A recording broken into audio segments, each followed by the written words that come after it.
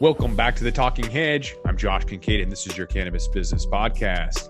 We just were up in Vancouver, BC for the International Cannabis Business Conference, or ICBC, where they had some really good panels, including edibles, topicals, and extracts regulatory model for Canada. So sit back, relax, and enjoy. I'm a bit of a misfit on this panel because I come from 30 years of government regulation and first of all running the cabinet secretariat for Premier Bill Bennett, and then I was general manager of the liquor control licensing branch for several years, and the last 30 years consulting in liquor licensing.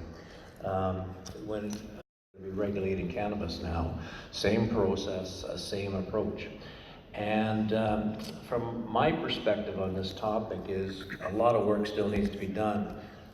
During the last several years, I've gone to a lot of cannabis conferences, and there aren't a lot of people here at these conferences from government. I don't know if there's anybody here from the liquor branch or liquor cannabis branch, or if there's anyone here from the cannabis distribution branch. Or if they're willing to show it. Or if they're willing to show it. Yeah, and we find that there's a lack of dialogue between the people in the industry and you folks who have been in the industry in the last umpteen years are to cannabis what NASA is to space. You know what's going on, and what we find is there's a lack of a dialogue. You have government making rules, and when I was in government, we used to have this saying, which was, don't start vast plans with half-vast ideas. And we often find that sometimes things are rolled out in government and they didn't consider all the consequences, or what we would call the unintended consequences. And that's what I'm concerned about here. There needs to be more dialogue. I'm glad to see that the industry is starting to get motivated and organized. Andrew was on the previous panel. He's working hard to create ACRES, Association of Cannabis Retailers, to lobby the government, but that's the way it's going to have to go. Now, with respect to the issue of quality, it's a huge issue now. We had one client who went to the government cannabis store here and bought 8 products. He took them to an independent lab to have them tested. One product came back positive for pesticides. Only one product was accurate in terms of what it was labeled. All the other remaining 6 had the wrong THC levels. So when you bring it into the world of edibles, that's going to be a huge factor. And the other problem we have right now on the liquor side is filling the pipeline with product. And you might have heard that the BC government appointed an independent review of the distribution system for liquor, because the private liquor store industry and restaurants have been complaining that they're getting cross-stock shortages. The product they order, like a new Scotch release or something like that, or a wine release, they don't get it, or they only get half of it. And I can see that happening with edibles, filling the demand. And I think the uptake for edibles is going to be huge, particularly with older people. And can they provide the product safely, quickly, with a shelf life to the retailers that is accurate in terms of its chemical composition or its quality? And that to me is huge, and I would like to see more dialogue with industry on this point. So actually, Kirk, I want to jump in on 2 points there. First, there was a recent study done on about 1,500 people that showed of the 4 million cannabis users in Canada, the new regulations and edibles and vapes and so forth would add an additional 3 million users. So we are definitely going to see a new crowd jumping in. The second point I wanted to add was on the topic of quality control and industry associations. More recently, there was a conference that was called the C45 conference that was specific to upholding the standards of production of various things, and edibles was a big topic at that. The idea behind it is an industry association that advocates for high quality products, advocates for production standards, and we specifically recommended that they advocate for lab testing standards that are standard across Canada. I've been lab testing edibles now for almost 4 years, and it's obvious that not everybody does it the same, and that's a huge problem in the industry for consistency. If we're not getting the same testing done on one end of the country that we are at the other, we're going to have a problem here. So the products that are coming online aren't new products, right? I mean, people make gummies, people make edible products, people make cookies. What's new, at least in the regulated framework, is that they now are going to have THC, CBD, and other cannabinoids in. And so Niel, I think, let's come to you and I'll ask you, these consumer packaged goods, these kinds of things that are already being sold, is there utility in having that kind of deep CPG experience come from other realms and come into the cannabis industry and help build that sort of safe, trusted, reliable model? Sure, yeah, we certainly think so. That's been a big part of our strategy. And let's say, looking at senior management, how we've added to the team aggressively in the last 12 to 18 months, as we built out partnerships in the edible space like Bang and like Ruby Sugar. So we've drawn on, we're in London, Ontario, which is a terrific market with a rich history of not only agriculture, but also food manufacturing and processing, as well as manufacturing of all kinds of other products. So there's a terrific labor force. London's not a huge city, but there's over 500,000 people, and I would say a disproportionate amount of skilled labor relative to the size of the city. So absolutely, we're adding in that area intentionally. Our VP of Operations has 25 years of experience working with companies like Clorox and General Mills, Maple Leaf Foods, B&G. Our Director of Ops was at Nestle for well over a decade, and we continue to draw people from other CPG companies like Pepsi, et cetera. So that's a huge part of addressing, I think, what Bert just brought up, which is how do you create a consistent quality product that lives within the regs and doesn't test negative for pesticides, et cetera. It's hugely important. Circling back on safety and this 10 milligram maximum THC per package that's being implemented by Health Canada, Emma, what do you think that cap on the potency of your products has in terms of defining who the consumers are that will eventually purchase those products at the point of retail? Is it a different thing entirely than, for example, a medical consumer base? And how are other jurisdictions regulating in this area? We heard from Lori Ajax earlier about California. Well, what are we doing vis-a-vis a market that's about the same size as Canada, that 35 million or so people, that's coming online at about the same time as Canada? How do we stack up?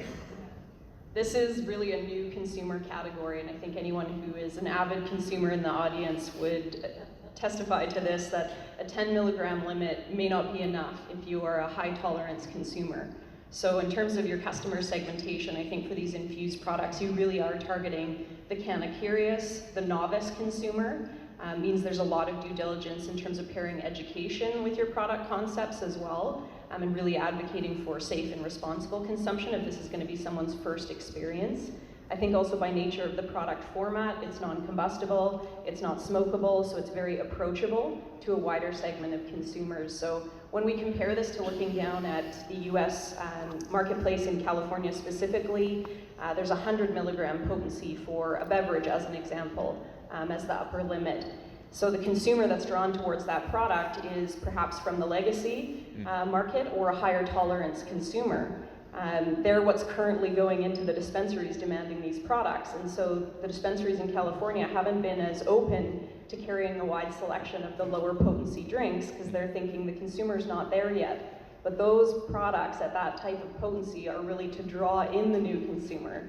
So it's the brand's responsibility to make sure they're building awareness outside of retail to drive that consumer in store, to know that there's a product format and a potency that's appropriate for them. So I think for Bevcanna, that's really been the focus, is looking at the new consumer, what are their aptitudes and motivations, and pairing products that are 10 milligrams and less. So starting at potentially a microdose, 2.5 milligrams, in different ranges. And I think too, as a manufacturer, that's obviously an advantage to get people to consume more of your products. So if you're creating too high of a potency, it doesn't really leave a lot of room for multiple consumption occasions, potentially within a day or potentially within any given purchase. So definitely think this is a new consumer category with that type of potency limit.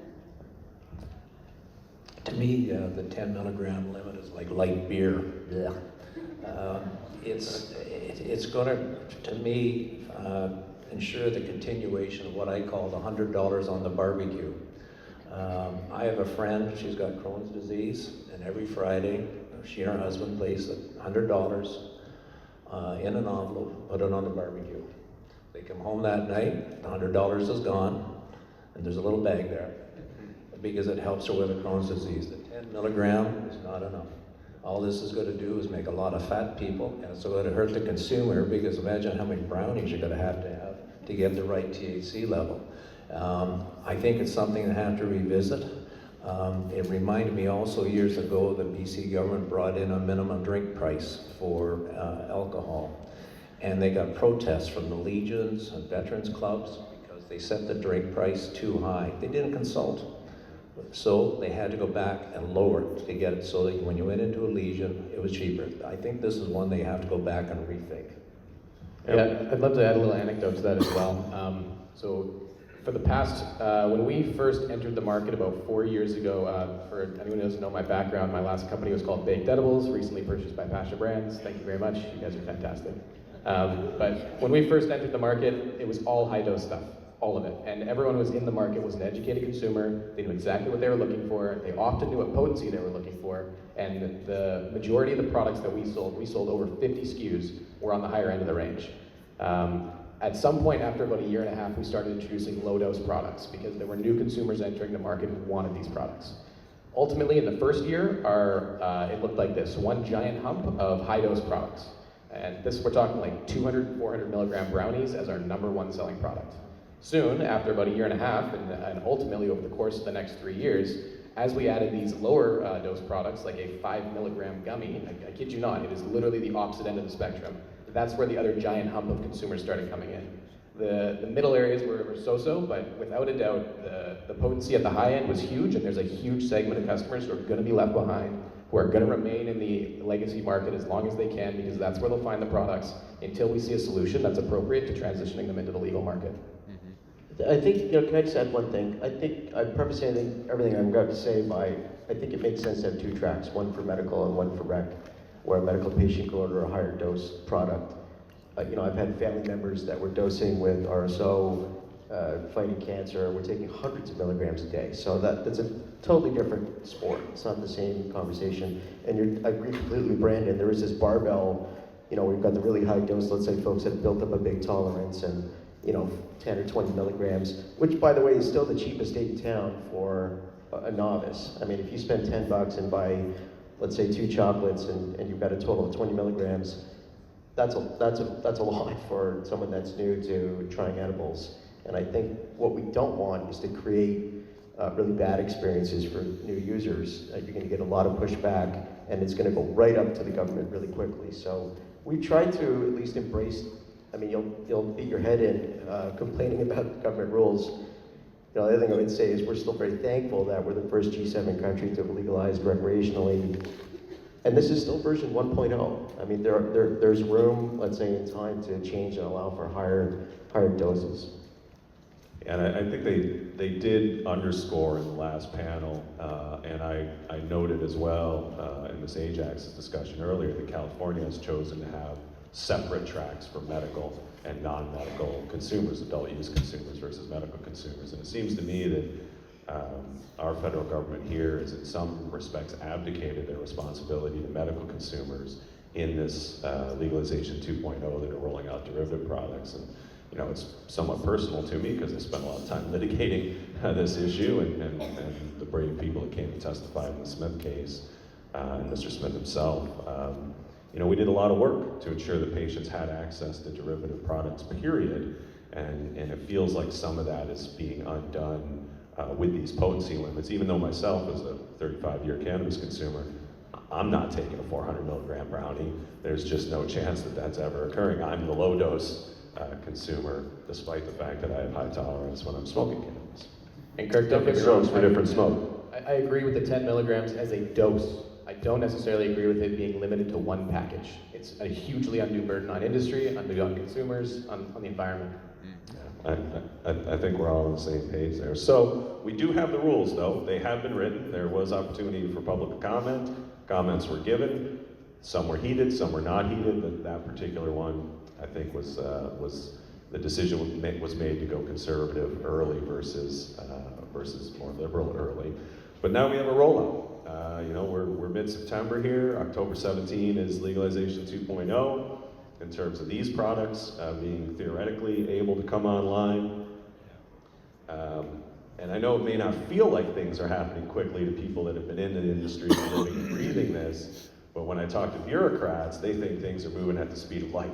So this is a real difference between people that are living and breathing cannabis in the industry side and people that write rules and change legislation for a living. Industry's got to be nimble. Let's talk a little bit about this rollout that's coming in the next 90 days from both the industry and consumer perspectives. Emma, you know, there's this thing that people talk about in industry, it's the first to market idea. It's like you get there first, you have an opportunity to potentially gain early market share and dominate the category. How does the regulatory scheme that's in place currently pose challenges to processors and manufacturers like Bevcanna looking to get that early mover advantage?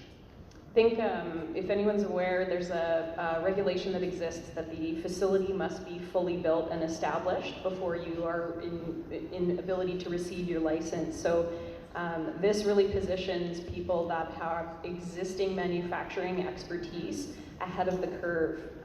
The ability to scale up to commercialization and optimize your production practices to accommodate things like child-proof lids, to accommodate applying the excise stamp, to accommodate labeling lot code and potency per batch along your production line. These aren't easy learning curves to go through if you haven't worked on an existing bottling plant or an existing manufacturing line before. So while that is a hindrance maybe to new market entrants, it's an advantage to those that have an existing expertise within manufacturing. So you'll see a lot of early market entrants that have that expertise in the background, whether that's Constellation Brands, whether that's the Molson Coors Hexo collaboration, or whether that's up-and-comers like Bevcanna that are making use of an existing manufacturing facility based in Soyuz actually. But I think there's a big learning curve to go through, and so that's been causing some headaches, obviously, as we work through implementing things like the child-proof lids, the per package stipulations, but then also getting your facility modified in order to meet the security requirements for your processing license. So that early mover advantage, I think, is only an advantage if you have an existing asset or infrastructure that you're taking advantage of. And as many of us probably know, it won't be December until the beginning products start to appear in market, but I think this is really a 2020 rollout. So that early mover advantage could actually be Q4 of 2020. So there's still a wide open market to seize here. So let's tease that out a little bit. It seems to me that, you know, when we saw the transition from in the cultivation side, for example, we saw a lot of existing greenhouses convert from green pepper production, for example, to cannabis production, which gives you a little bit of an advantage versus building a purpose-built facility that takes a substantial amount of time to complete. It seems to me that if you've got, you know, a food manufacturing plant and you're making brownies already and they're moderately successful, maybe you just bring in the THC and CBD and run a couple extra shifts and infuse your already existing products in your already existing plant. Brandon, is that a feasible path to market? I'd say it's a lot more difficult in this industry than it is in the traditional food manufacturing. For those of you who could probably imagine what the life of an entrepreneur would look like in traditional food manufacturing, you probably start with a farm stand, you know, a couple of good products out of your home kitchen, you sell locally, you scale up, you scale up, you scale up, and suddenly you get there. In this industry, good luck. You can't sell any of that. You have to have $1 million and get an LP. What that means is it's shutting out a tremendous number of small players who would be producing these otherwise incredible products and who could be coming into this market. And it's what it's doing is leaving folks like us with the burden of taking on all those products. So I think we're going to see a real dramatically slow inclusion of different products as it comes along. There's a lot of companies who really hesitate to take that risk into edibles right off the start. A lot of companies are starting with 1 or 2 products, but without a doubt, selection and product quality and everything else, it'll improve slowly over time as opposed to what it would have done had we been able to shape this in the way that small entrepreneurs and small were better facilitated into coming in.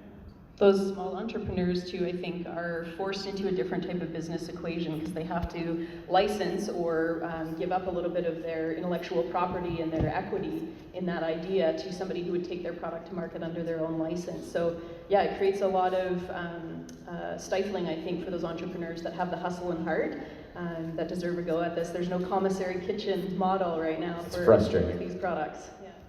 And the reality is that Health Canada made a decision to not allow co-location with food production. So if you have an existing food production facility, you think, well, I can run my food production and then I can bring in another shift and I can just infuse these products with cannabis. You simply can't do that. You can't with the cannabis ingredients. So as an example, the packaging or the bottles that Bevcanna uses are made on a different side of the operation, completely divided and separated buildings, but we can blow plastic on one side of the operation. Essentially, it's a transaction sold into the other side of the operation. So there are some ways to create efficiencies, but certainly not within any of your ingredients or the production line itself. So it literally is duplicating all of your production capabilities. Yeah, I was sitting in a meeting with the BC Food Process Association about a year ago at this point when the regs were first announced, and they've been holding meetings over the course of the last 2 or 3 years and kind of bringing in people from food and starting to think, hey guys, start thinking about the edibles, it's going to happen. And in a room full of 60 people, most of whom were involved in the food industry alone, I think it was maybe me and Cannabis from the cannabis side, and they announced the regulations, and the despair in that room was just palpable. It was crazy seeing how every single company there was thinking, great, we get to use this excess capacity that we've already built out on our cookie line, on our brownie line, on our snack bar line, and then suddenly dreams were shattered and they realized it was an entirely new business that they would have to build and partner with someone who was experienced from the industry. It just, the burden became imaginably high. So there are sort of rollout issues on the industry side, but there's a positive coming too. It was Brandon referenced earlier that there's some data suggesting that there's up to 3 million new consumers that are waiting to enter this space and become cannabis consumers, but that stay away from consuming cannabis currently because they don't want to smoke or vape. Niel, what do you think this suggests both in terms of the need for education of those new consumers, but also the cultural shifts that's happening when millions of new people begin to consume cannabinoids? Right, well, education is hugely important, so we're very proactive about publishing things on our website and through social media, giving people advice about, I don't know what start low and go slow means. We've sort of started saying try some and then wait till tomorrow. There's no reason for anyone to have a bad experience unless they have no coaching on how to go about trying an edible, and that just relates, I think, primarily to milligrams and what you're dosing, partly what you're eating as well. A chocolate like cake a little differently, given the cocoa butter is a great conduit versus, let's say, a gel cap or another product. So education goes a long way. But what we've tried to do also, in the spirit of that education, is not just bring a marriage of, say, chocolate and distillate, that's nice, but we partnered with Bang intentionally through our joint venture in Canada, where we have an exclusive right to produce and sell those products across the country and export from Canada, because that's a cannabis brand. And so there's brand value there, important brand value, and trust. But also, this is not a science experiment. These products already exist in the market in California. They've moved into Nevada now and Florida. So to us, that's the essence of global branding, where someone can go buy a Bang chocolate, let's say in the Honey Pot in Toronto, or at one of the dispensaries in Vancouver, and it will be the same chocolate and the same recipe if you went to MedMen in Venice Beach or something, let's say, or in San Diego or San Francisco. You'll find the same products. Might be a little different dosing, will absolutely be different packaging. There'll be French on it in Canada, for starters, but that's, to us, that is a hugely important. The same thing with Ruby. The cannabis sugar and salts that they make are sold in Washington State now. It's a much younger company than Bang, but interesting, disruptive product that are cannabis brands and cannabis products to begin with.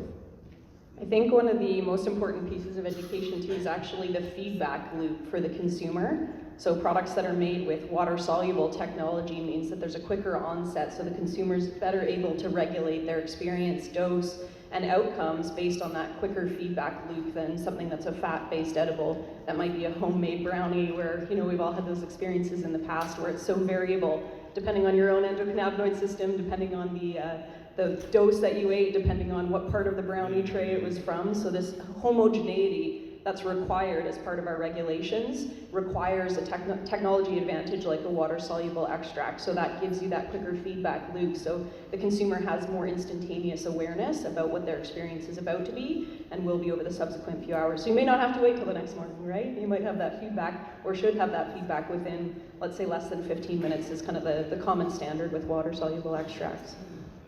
So Bert, there's this pent-up demand we're hearing about for these different varieties of products.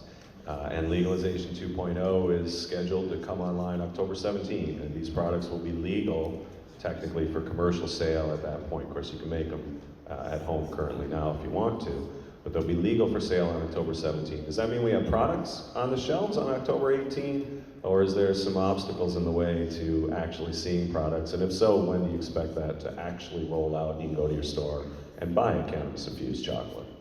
I think it will go the same way as the retail cannabis stores have gone. It'll be a slow rollout, adding it on. When we got into licensing retail stores, we were surprised how long the application process takes. We did last fall, about a year ago now, we did an application for one of our liquor clients for a liquor store, a pub up on Main Street, and this is an experienced licensee, and his application was about 1/2 inch, 3/4 of an inch thick for a liquor primary license. During the same time, this gentleman decided to get into the world of cannabis. So we put in a cannabis retail store application, and it was 15 inches high. Same person, same business, but it's 15 inches. That application took a long time to get through the process. And we've had people that we were working with about a year ago who are still waiting. Now, some of it is the fault of the applicants, but it's a very slow process going through the government. What we're finding is that there are not enough stores out there now to even serve the demand for cannabis now. A lot of people between the provincial regulations and the municipalities are really delayed. And I think with the coming out of edibles, I think it'll be a slow process to get them into the stores. And again, what the process right now is going to do is give a huge advantage to the BC government cannabis stores or the government cannabis stores over the private stores. And I also, goes back to my supply issue, the second thing I think it'll do is prop up the black market even further. It's such a disincentive to the consumer because most people that we talk to are really anxious to get into edibles. They don't want to vape, they don't want to smoke, but they would consume an edible. I think there's a huge demand for it, but I don't think the pipeline's going to be full right at the beginning. But yet I think it's fascinating. I look at what's going on in edibles, similar to what happened in craft beer and now refreshment beverages in the liquor stores. We've got a plethora of refreshment beverages in liquor stores, Mike's Hard Lemonade came along, and then after that, there's an explosion of refreshment beverages. And I think the same thing will happen with edibles. I think it'll be a really innovative, creative stuff. That innovation and that creativity hopefully will translate into a wide variety of products that consumers appreciate and can come back to. But you did mention, Bert, that there's this sort of elephant in the room, which is the fact that these products aren't really new. They're all for sale currently in Canada right now in the legacy marketplace. It's not easy to market your products. It's not easy to brand your products when you do it legally. You've got sort of big stop signs and small brand elements. You go into your local liquor store, and the craft beer industry has a wide variety of really interesting packaging options available to them, some that might even be attractive to children. Placed right at child level on the stores, on the shelves in the store. So Emma, with those tight restrictions on branding and marketing, what opportunities are there for brands to carve out consumer awareness so that people come and say, well, actually that product's available at the legal dispensary? So I've been working in product development for over a decade now in the natural products industry prior to working in cannabis, and I'm trained as a nutritionist as well, so this might be a little bit of a bias, but I think with as much restriction as there is on packaging, when a consumer approaches the shelf, there's very limited touch points for them to make their product decision based off of. So one of the things I think is really going to shine, especially in the onset of this category, perhaps before regulations change, is how clean are your ingredients. So if a consumer is able to, be appealed by maybe the color of the package or the method of consumption itself, they're interested in beverages, to pick up that package, what they're basing their decision off of is potency, for sure, price, of course, but then what's in that product. So is there artificial colors? Is there artificial sweeteners? Is there sweeteners in general? So for Bevcanna, we've been really looking at a clean ingredient label, minimal ingredients, no added sugars, no artificial colors, so nothing that would cause for concern, alarm, everything that's all natural. So I think That's a huge opportunity for brands and manufacturers, is to formulate with a higher quality standard so that there's nothing offensive making somebody put that product back on shelf.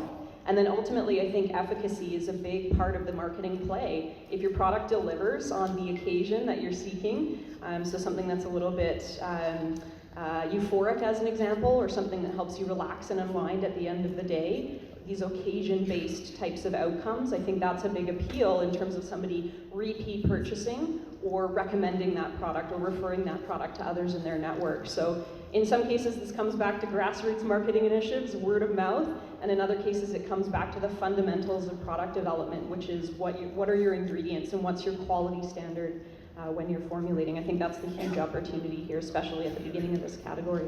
I think another big key of consumer repetition on branding is just that repetition. With so few touch points, the store is the place where they see your brand first. If you're not on the shelf, they will replace you with the product next to you. So I think in the early rollouts, we saw a lot of companies who brought products to market early, they had that first mover advantage, but they couldn't hold it because their products didn't remain on the shelf. So I know we're producing a high volume strategy of always trying to be there no matter which brand we're producing for. And I think it's really important that the consumer can go in, see your product, and buy it over and over and over and over if it's the only place they're ever going to see your product. I'm excited about outdoor grow coming online because I think that will help keep these products in supply, because the input amount that you're using is so minimal if you're using, refinement and purification in your extraction process.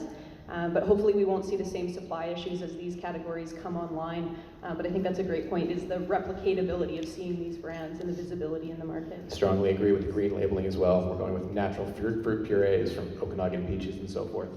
Yeah. So we've got just about 2 or 3 minutes left. I did want to save a little bit of time for questions. Let's go to some questions. I'd ask that you just ask the question, ask it as succinctly as possible, and then in the answers, let's try to also be as succinct as possible, get through as many as we can in the next 2 minutes. Thank you, those are nice words. Let's hear it for the panel one more time. Gravity is the soul of Hick. We'll go here, then we'll go there, and that'll be it. Thanks, it was really interesting. So at the very beginning of the panel, you hit on quality and testing of these products. And to me, this is a really interesting issue. And I thought it was really interesting that you can test stuff that's on the shelf and get, very different answers as to what's in there. So what do you think the solution to that problem is? Are we going to go to some standardized or validated testing process for this? I can jump in on there, and yeah, I think you have something to add as well too. There is a variance that's actually allowed on the label, so depending on the potency that you're claiming, there's a different variance at different breaks along that potency spectrum. So what this means is a manufacturer could produce the label in advance just for efficacy and efficiency in their costing strategy. As long as their label is testing within that variance spec, they can release it into the market. And with that, we're going to roll this one up. I'm Josh Kincaid. This is The Talking Hedge. Don't forget to like, share, and subscribe, or don't.